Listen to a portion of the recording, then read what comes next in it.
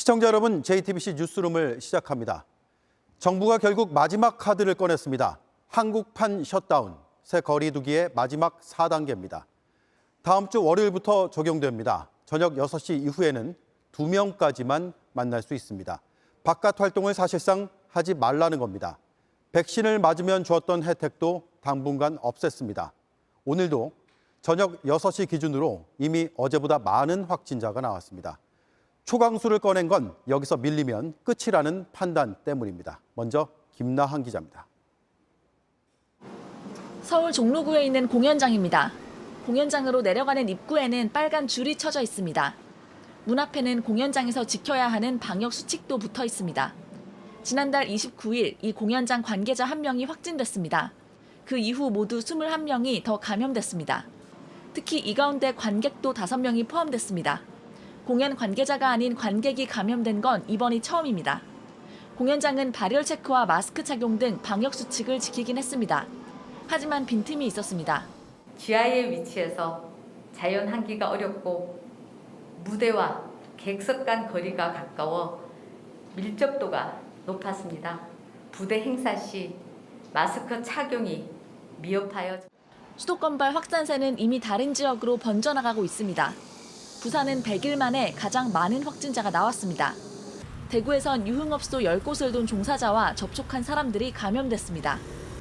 오늘 새로 나온 확진자는 1,316명이나 됩니다. 어제 1,275명으로 가장 많았는데 하루 만에 또 기록을 깬 겁니다. 지난 1, 2, 3차 유행 때는 유행 초기에 거리두기 단계를 올리지 않아 시기를 놓쳤다는 지적이 높았습니다.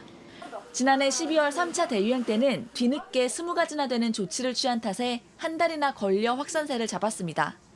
특히 이번 4차 유행은 평상시 확진자 수가 500~600명이나 됩니다. 3차 유행 직전의 100명과 비교하면 상당히 높습니다. 확산세가 한번 폭발하면 기하급수적으로 늘 수밖에 없는 상태였습니다. 이 때문에 정부도 더 이상 기다릴 수 없다고 판단하고 가장 강력한 단계를 선택했습니다. JTBC 김나한입니다. 네, 4단계로 달라지는 점 꼼꼼하게 확인을 하시기 바랍니다. 유한울 기자와 하나씩 정리를 해보겠습니다. 당장 이번 주말에 바뀌는 게 있나요? 아닙니다. 지금과 같습니다. 시간에 상관없이 4명까지는 모일 수 있습니다. 하지만 월요일부터는 저녁 6시 이전까지만 4명까지, 이후에는 2명만 모일 수 있습니다. 어기면 과태료 10만 원을 내야 합니다. 학교와 학원도 방학 전까지 원격 수업에 들어가는데 준비 기간을 거쳐 14일부터 합니다. 네, 그리고 어디까지를 사적 모임으로 볼 수 있느냐 이게 좀 헷갈리더라고요. 이번에 확실하게 좀 정리를 해볼까요? 네, 같은 시간, 같은 장소에 일정을 잡고 모이는 걸 의미합니다. 직장 회식, 동창회나 동호회, 집들이, 돌잔치, 회가변도 다 포함됩니다. 결혼식과 장례식은 아닙니다. 따라서 친족들이 49명까지는 모일 수 있습니다. 네, 그리고 그동안 직계 가족은 더 모일 수가 있었잖아요. 이건 달라지는 겁니까? 네, 바뀝니다. 하지만 같이 살고 있는 가족들은 더 모일 수 있습니다. 주말 부부나 기숙사에 사는 자녀와 부모, 이렇게 일시적으로 떨어져 있다가 만날 경우에도 더 많이 모여도 됩니다. 아동이나 장애인인 가족 구성원을 돌보려 돌봄이나 요양보호사 등이 함께할 때도 마찬가지입니다. 임종을 지켜볼 때 역시 사적 모임 제한을 적용하지 않습니다. 네, 그리고 직장에서 회의도 많이 하고 또 끝나고 식사도 하는 경우도 있습니다. 이건 어떻게 해야 합니까?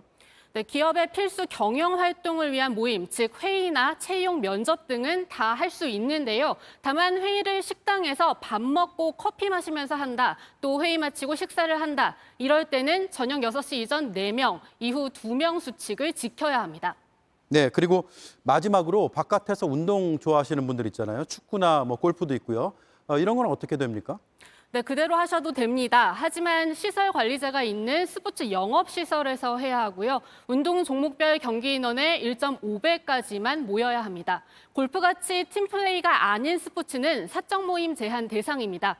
캐디를 제외하고 오후 6시까지는 4명까지, 오후 6시 이후에는 2명이서 칠 수 있습니다. 네, 확실하게 정리가 좀 된 것 같습니다. 유한울 기자였습니다. 이런 비상시기에 단체 회식을 하다 적발된 사람들도 있습니다. KB국민은행 직원 16명입니다. 치킨집에서 마스크를 벗어놓은 채 돌아가며 건배사까지 했습니다. 송지혜 기자입니다. 식당 안쪽에 손님들이 두 줄로 다닥다닥 앉아 있습니다. 서 있는 사람까지 포함해 확인되는 사람만 10명입니다. 어제 저녁 7시 반쯤 인천 시내의 한 치킨집에서 찍은 사진입니다. KB국민은행 모 지점 직원 16명은 어제 이곳에서 단체 회식을 하다가 신고를 받고 출동한 관할구청 직원들에 적발됐습니다. 수도권 거리두기를 4단계로 올릴 수 있다는 소식이 전해졌을 때입니다. 일부 직원의 인사발령이 났다는 이유로 송별회를 한 겁니다. 다 같이 옹기종기 앉아 있었어요. 테이블은 떨어져 있었지만 송별회 환영회를 하고 있더라고요. 사람들이 돌아가면서 이제 건배사 좀 하고, 전체적으로 마스크 안 하고 있었죠. 이 은행 직원들이 회식을 한 치킨집은 은행과 같은 건물에 있는 곳이었습니다. 관할구청은 5인 이상 집합금지 방역 지침을 위반한 국민은행 직원들의 각 10만 원, 치킨집 업주엔 150만 원의 과태료를 부과할 예정입니다. 그분들이 떼띄어서 들어가면은 가게에서 안 받으니까는 자기들끼리 3명씩 들어가고 또 시간차를 두고 4명씩 들어와서 앉았나 봐요. 업주분이 전혀 모르셨다고 그러시더라고요. 그게 좋은 일이라고 나가서 그냥. 근데 사장님은 모르셨다고 해서. 몰랐지만 모르겠어. 좀 알았어. 국민은행은 일부 직원의 경각심이 기대에 못 미쳐 방역지침 위반 사례가 발생해 매우 송구스럽게 생각한다며 직원 교육을 더 강화하겠다고 밝혔습니다. JTBC 송지혜입니다. 서울 강남의 백화점에서 일어난 집단 감염의 경로가 조금씩 드러나고 있습니다. 그 시작은 식품 물류 창고로 추정됩니다. 그 안에서 일부 직원들은 마스크를 벗고 대화했고 간식을 먹은 걸로 조사됐습니다. 탈의실과 직원용 화장실도 사태를 키운 걸로 보입니다. 이 백화점발 확진자는 100명에 육박했습니다. 윤영탁 기자입니다. 백화점 지하 식품 물류창고 직원들의 감염이 첫 시작이었습니다. 일부가 식품창고 안 냉장실에 들어갔습니다. 마스크를 벗고 서로 이야기를 했습니다. 간식도 먹었습니다. 화장실이나 뭐 그런 데서는 뭐 이렇게 잠깐 쉬실 수도 없고 휴게실이 있었는데 없어졌나 봐요. 그래서 잠깐이라도 계실 곳이 필요하셔서. 다른 공용 공간도 문제였습니다. 백화점 건물 바깥에 직원들이 쓰던 흡연실이 있습니다. 옥상에도 한 군데 더 있고요. 현재는 문이 닫힌 상태입니다. 직원들은 이곳에서 마스크를 벗고 담배를 피우면서 휴식을 취했습니다. 안을 들여다봤습니다. 좁은 공간에 칸막이는 설치됐지만 간격이 좁고 낮아서 공중의 침방울을 막기엔 역부족으로 보입니다. 특히 건물 안에 있는 탈의실과 직원용 화장실에서도 빠르게 전파가 일어났을 걸로 방역당국은 보고 있습니다. 이렇게 모두 76명의 직원이 확진됐습니다. 이들의 가족도 8명 감염됐습니다. 문제는 손님도 6명 확진 판정을 받았다는 겁니다. 현재까지는 방문력만 확인됐고 그 안에서의 어떠한 행동이 있었는지에 대해서 아직 저희들이 파악하고 있지는 못하고 있습니다. 백화점이 문을 닫을 때까지 열흘 동안 방문객만 19만 명, 중복 인원을 빼도 10만 명은 검사를 받아야 합니다. 검사가 계속될수록 확진 규모가 크게 늘어날 가능성도 높습니다.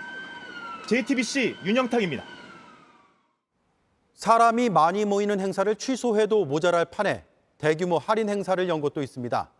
주최 측은 다름 아닌 조금 전 보신 그 백화점의 계열사고 중소벤처기업부도 함께 준비했습니다. 왜 연기하지 않았냐고 물어봤습니다. 코로나 상황을 예측하기 어려웠다는 답이 돌아왔습니다. 김서영 기자입니다. 입구부터 길게 줄을 섰습니다. 들어가는 데만 1시간입니다. 현대백화점 계열사인 한섬에서 판매 행사를 진행하고 있는 곳입니다. 얼마 전 코로나 집단 감염이 발생한 현대백화점 무역센터점에서 2.6km, 차로 10분 거리에 위치한 곳입니다. 행사장 안은 사람들로 북적입니다. 1년에 하는 가장 큰 행사이기도 하고 세일폭이 최대 90%까지 되고 해서 가격적인 메리트가 있어서. 백화점 집단 감염으로 인근 강남 일대는 발칵 뒤집혔습니다. 그런데 이렇게 인파가 몰리는 행사가 버젓이 열렸습니다. 한섬 측은 소비자와 약속인데다 계약된 업체들의 피해 때문에 행사를 미룰 수 없었다고 설명했습니다. 원래 예정보다 행사 일정과 운영 시간을 줄이고 입장 인원도 절반가량으로 줄였다고 했습니다. 행사를 함께 준비한 중소벤처기업부는 어쩔 수 없다고만 했습니다. 코로나 상황이라고 하는 게 이게 좀 예측이 쉽게 되지 않는 부분이 좀 있잖아요. 저희가 뭐 기간을 당기세요, 뭐 언제로 하세요 이렇게 하는 게 아닙니다. 시민들의 시선은 곱지 않습니다. 지금 4단계 가고 있는데 저렇게 큰 행사를 하면서 준비한다는 게 아무래도 주민들한테는 부담이 되고 안 좋게 보이기는 해요. 행사 마지막 날인 내일은 주말이라 더 많은 인파가 몰릴 걸로 예상돼 우려는 커지고 있습니다. JTBC 김서연입니다. 밤 10시가 넘어 공원이나 한강변에서 벌어지는 술판, 저희가 계속 점검하고 있습니다. 어젯밤에 다시 가봤습니다. 조용하던 공원이 단속반이 자리를 뜨면 딴 세상으로 변했습니다. 박민규 기자입니다.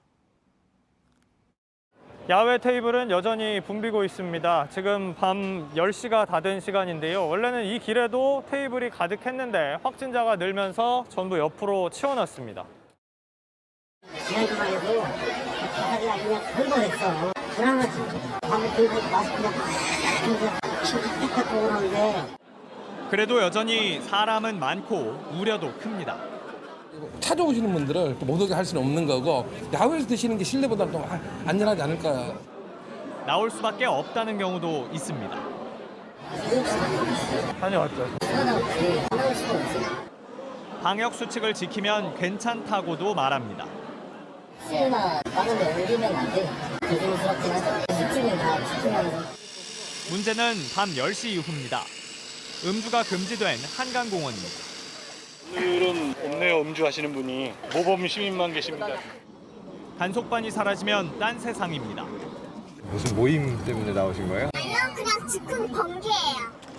못 봤다고 하면 그만입니다. 좀 전까지 단속을 했는데 그걸 못 보셨어요? 아 진실 못 봤어요. 방금 나왔어요. 빨간 봄 깜빡거리는 봄. 차라리 그걸로 저를 때려줬으면 좋겠어요. 10대들까지 있습니다. 오늘 왜 이렇게 술 드시고 계세요? 과학해가지고. 네, 과학했어요. 네 분은 저기 성인이시죠? 네, 정말이에요? 네, 감사합니다. 일부는 술은 사왔지만 마시지 않겠다고 했습니다. 죄책감 느껴가지고 안 먹죠. 행정 검증하면은 검증해서 체크해주세요. 1시간 뒤 술판을 벌이다 현장 적발됩니다. 규칙은 규칙대로 지키는 게 그게 그냥 맞지 않나. 한 명 한 명 안 지키다 보면 크게 확산될 수도 있는 거예요. 밤 12시가 넘었습니다. 이제 금요일입니다. 오늘 금요일 밤 이곳 모습은 어떨지 시민들에게 달려 있습니다. JTBC 박민규입니다. 네, 코로나19 확산세를 막는 최일선엔 검사소가 있습니다. 박상욱 기자가 현장에서 취재 중입니다. 연결해 보겠습니다. 박 기자, 지금도 검사를 받으려고 기다리는 사람들이 보이네요. 네, 그렇습니다. 보시는 것처럼 시민들은 코로나 검사를 받기 위해 이렇게 줄을 서고 그 이후에 번호표를 뽑은 뒤 번호표를 갖고 앉아서 검사 순서를 기다리고 있습니다. 제가 있는 이곳, 서울 강남구 같은 경우 오늘 총 44명이 확진됐습니다. 서울에 있는 모든 자치구 가운데 가장 많은 수입니다. 예, 강남 지역뿐만 아니라 다른 곳도 비슷한 상황일까요? 네, 저희가 앞서서 마포구에 있는 한 임시 선별 검사소를 가봤습니다. 코로나 검사를 받기 위한 시민들이 수백 미터의 장사진을 이뤘었는데요.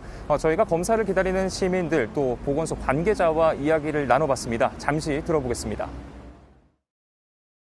2시부터 기다렸어요. 지금도 사실 검사 받으시려면 거의 또 1시간 추가로 더 기다리셔야 될 것 같은데. 한 50분 내지 그 정도. 그러니까 총 한 2시간 조금 안 되는 것 같아요.